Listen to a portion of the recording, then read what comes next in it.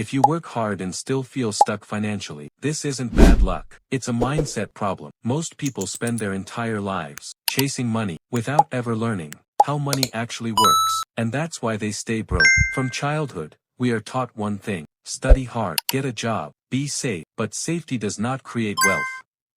Jobs are designed to give comfort, not freedom. That's why people with high salaries still feel stressed. Income feels powerful, but income alone never makes you rich. The real enemy is not low income.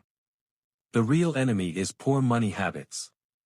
Spending first, saving what's left, upgrading lifestyle instead of upgrading skills, buying things to feel rich instead of building systems to become rich.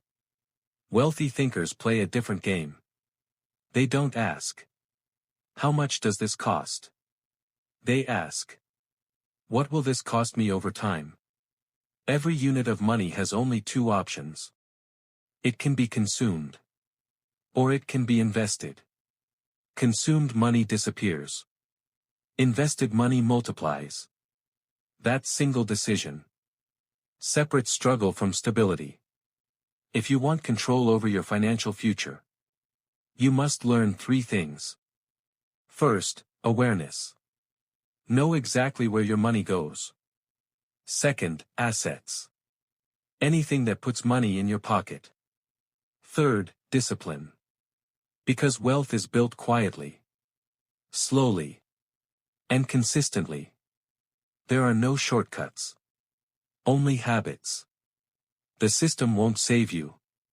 No one is coming.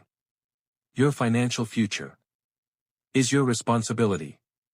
This is Fin Word Today, where money is explained, not sold.